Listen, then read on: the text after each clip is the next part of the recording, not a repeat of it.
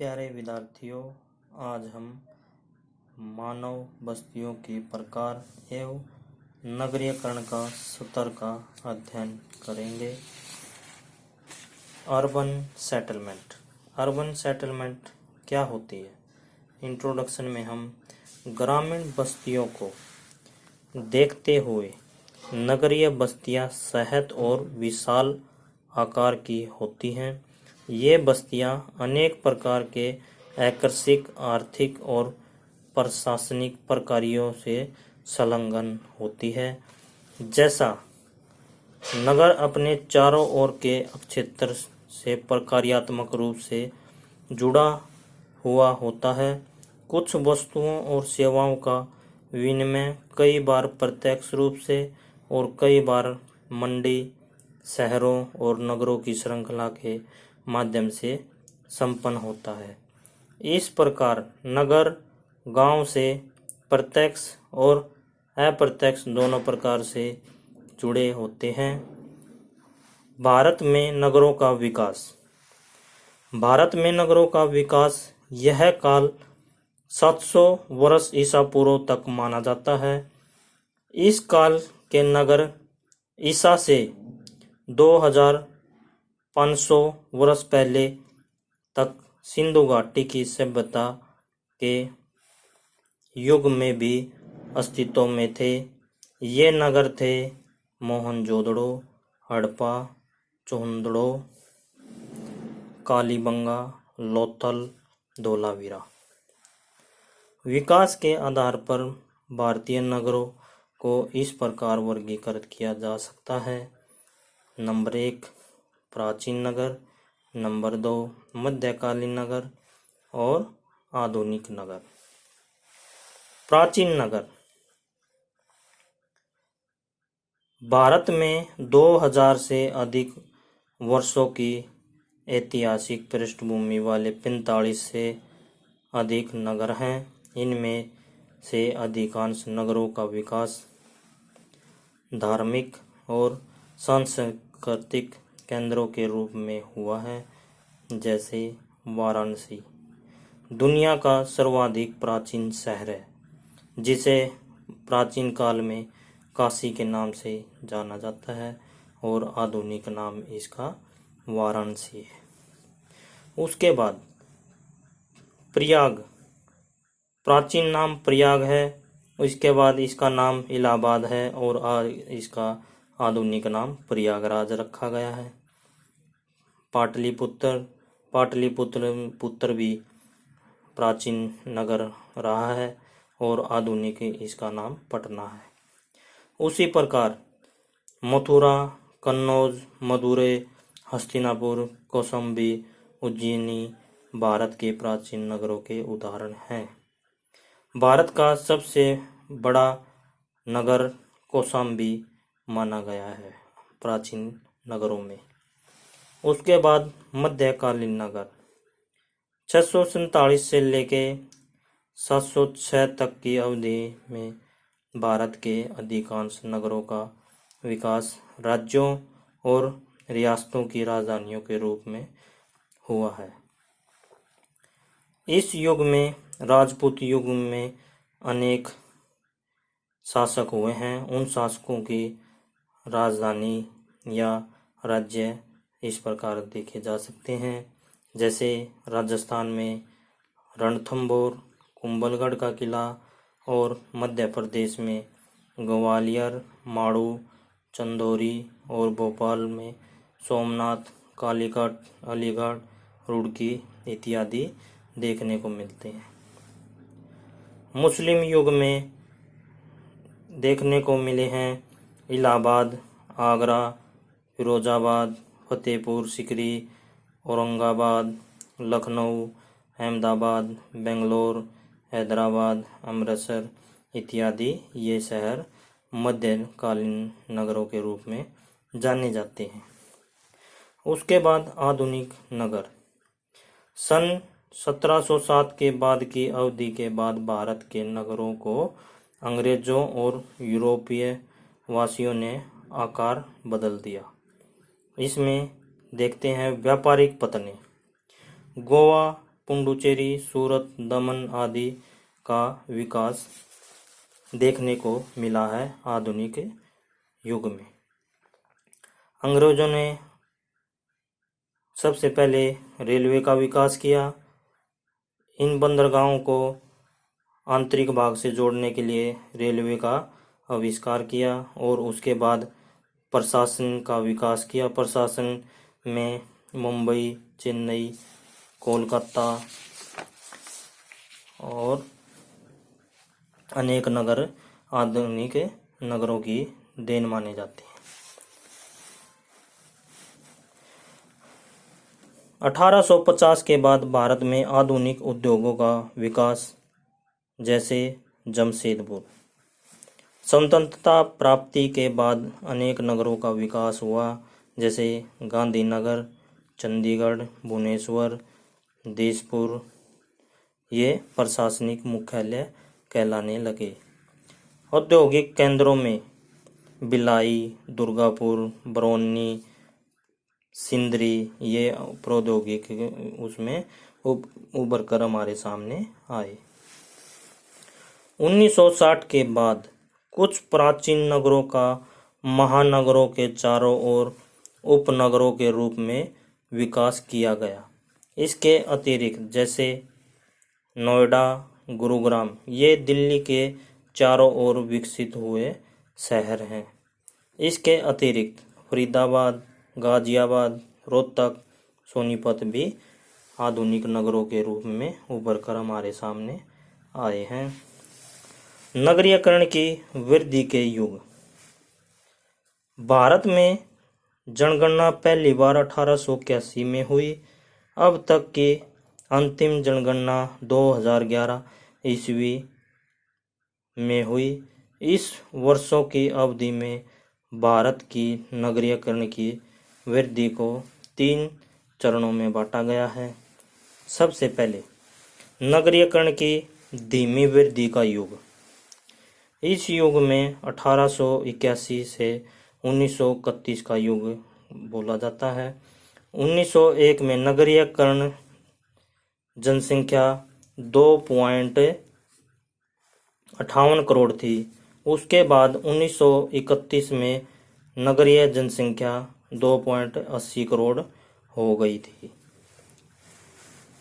Next, नगरीकरण की मध्यवर्ती का युग 1931 से 1961 का युग बोला जाता है। 1931 से नगरीकरण जनसंख्या 3.34 करोड़ थी और 1961 में यह 7.89 करोड़ हो गई थी। उसके बाद नगरीकरण की तीव्र वृद्धि का युग बोला जाता है। इसे जनसंख्या विस्फोट भी बोला जाता है। इसमें 1961 से लेके 2001 तक का युग माना गया है। 1961 में 7.89 करोड़ थी और 2011 में 37.71 करोड़ नगरीकरण में वृद्धि देखने को पाई गई। कस्बों व नगरों का वर्गीकरण। कस्बों और नगरों का वर्गीकरण 2 आधार बांटे गए हैं।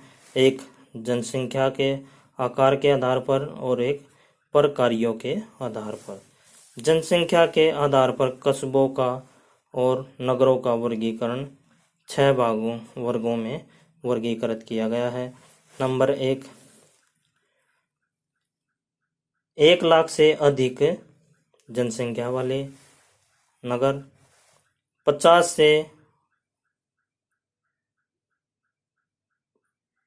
से 1 लाख के बीच, यानी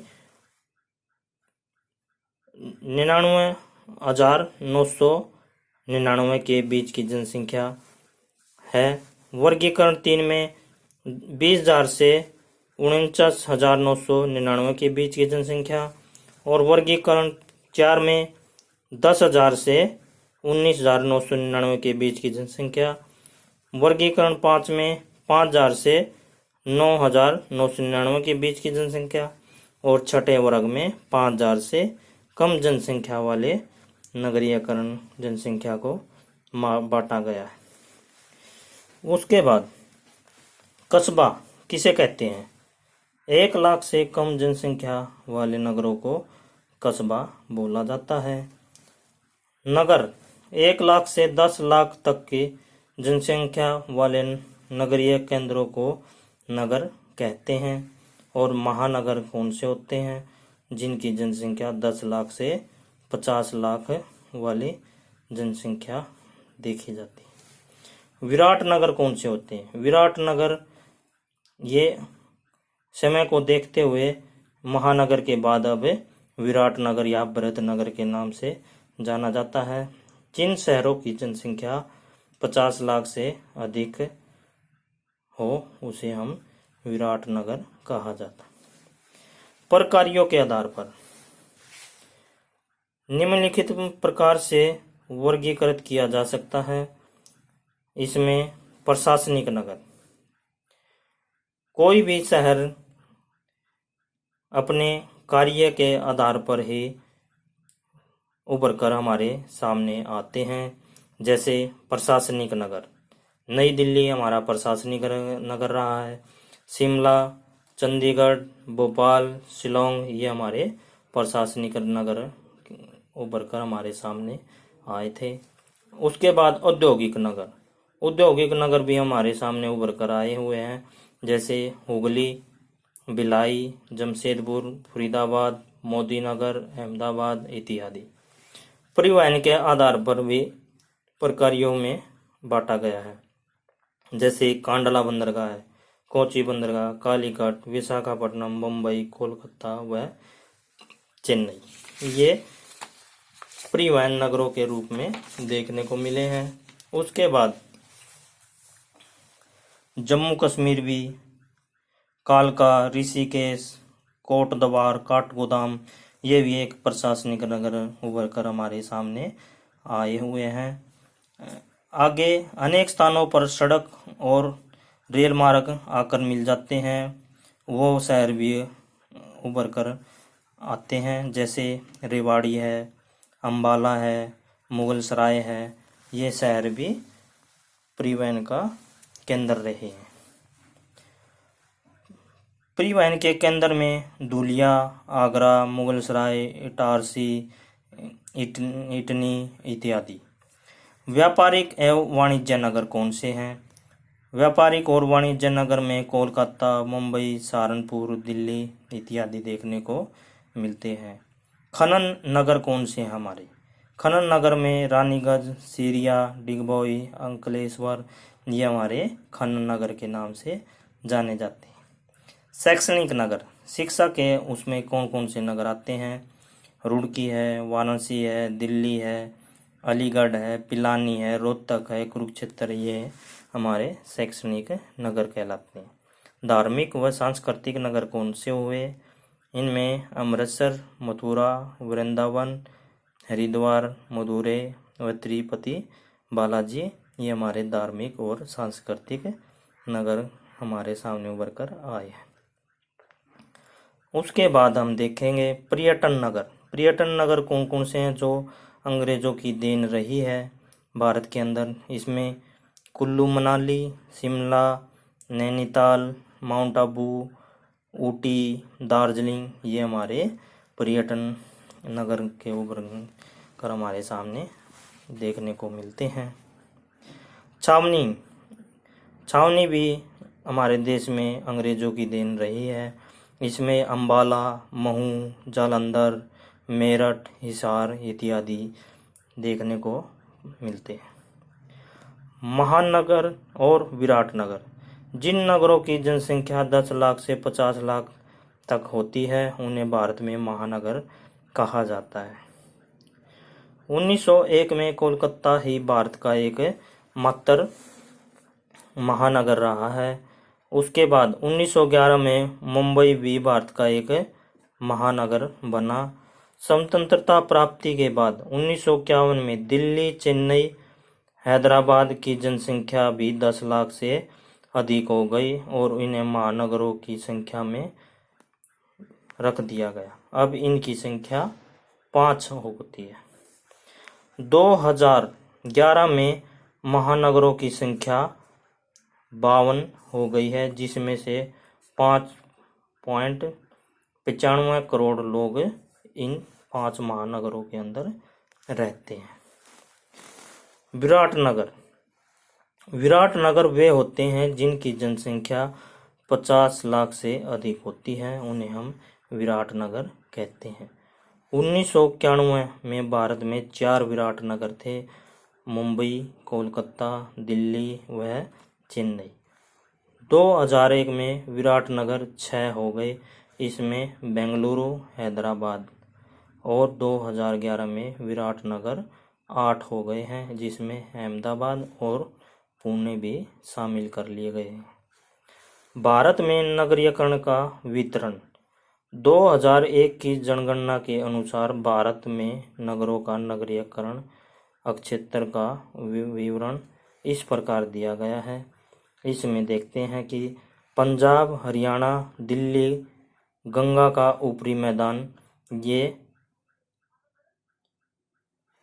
इन मैदानों के अंदर कौन कौन से शहर उभर कर हमारे सामने आए हैं, इसमें देखते हैं। उत्तर भारत के समतल उपजाऊ मैदानों में विशेष रूप से इसके पश्चिम भाग में बड़ी संख्या में नगरों का विकास हुआ है। जैसे अमृतसर से वाराणसी तक महानगरों की एक श्रृंखला फैली हुई है। जैसे दिल्ली, चंडीगढ़, लखनऊ, लुधियाना, गाजियाबाद, फरीदाबाद, गुड़गांव, गुरुग्राम, मोदी नगर, मेरठ, आगरा, पटना, अलीगढ़, कानपुर, ये आधुनिक नगर जो हमारे सामने उभर कर आए हैं। इसमें आगे देखो, कोलकाता और रांची पेटी। कोलकाता से रांची जो एक श्रृंखला बनी हुई है, जहाँ जिन श्रृंखला में कौन कौन से नगर या शहर उभर कर हमारे सामने आए हैं, इनमें आ जाएगा हजारीबाग, सिंहभूम, सुंदरगढ़ पठार। कृषि संसाधनों व खनिज संपदा के भंडार माने जाते हैं। इन क्षेत्रों में भारत का रूर बेसिन भी कहा जाता है। जो ये छोटा नागपुर पठार के अंदर जितने भी हमारे हजारीबाग, सिंहभूम, सुंदरगढ़ पठार आते हैं, ये हमारे भारत का रूर बेसिन कहलाता है। इसमें कौन कौन से शहर उभरे हैं? रांची, धनबाद, जमशेदपुर, वर्धमान, मुर्शिदाबाद। उसके बाद मुंबई, गुजरात प्रदेश में कौन कौन से शहर उभरे हैं, इसमें देखते हैं। गुजरात के मैदान में काठियावाड़, प्रायद्वीप वह कच्छ का प्रायद्वीप में 4 महानगर उभर कर हमारे सामने आए हैं। इसमें राजकोट, अहमदाबाद, वडोदरा और सूरत स्थित हैं। केरल तट। दक्षिण भारत में केरल के तट पर माहे से कन्याकुमारी तक नगरों की एक लंबी पेटी स्थित है। इसमें कौन कौन से नगर हमारे सामने उभर कर आए हैं? इसमें कोच्चि, एर्नाकुलम, त्रिवेंद्रपुरम नगर हैं जो हमारे सामने उभरे हैं। तमिलनाडु व दक्षिण कर्नाटक की पेटी। इसमें चेन्नई और बेंगलुरु 2 बृहत नगर हैं, जिनमें अनेक औद्योगिक नगरों का विकास हुआ है। इन औद्योगिक नगरों के विकास में कौन कौन से शहर होते हैं? कोयम्बटूर, मदुरई, सेलम, पुडुचेरी इत्यादि आते हैं। ऊपरी गंगा घाटी। ऊपरी गंगा घाटी में ऊपरी कृष्णा घाटी। इस घाटी में कौन कौन से शहर उभर कर सामने आए हैं? नंबर 1 कोल्हापुर, बेलगांव, धारवाड़ व रायपुर आदि। उसके बाद कृष्णा गोदावरी डेल्टा जो समुद्र तट से लगता हुआ क्षेत्र है, इसमें कौन कौन से शहर उभर कर सामने आते हैं? विजयवाड़ा, हैदराबाद, विजयनगर आदि में अक्षेत्र नगरीय अक्षेत्र ऊपरी आंध्र प्रदेश में विशाखापट्टनम तक फैला हुआ है। उसके बाद उत्तरी महाराष्ट्र में कौन कौन से शहर उभर कर हमारे सामने आते हैं। मुंबई से लेकर कोलकाता तक जाने वाले मुख्य मार्ग दोनों ओर अनेक महत्वपूर्ण नगर विकसित हुए हैं। ये मार्ग कपास उत्पादन क्षेत्र से होता हुआ छत्तीसगढ़ के सर्वाधिक संपन्न प्रदेश से निकलकर छोटा नागपुर का पठार से गुजरकर कोलकाता पहुंचता है। इस पेटी में नागपुर सबसे महत्वपूर्ण है और दुर्ग, भिलाई, रायपुर इत्यादि शहर उभर कर विकसित हुए।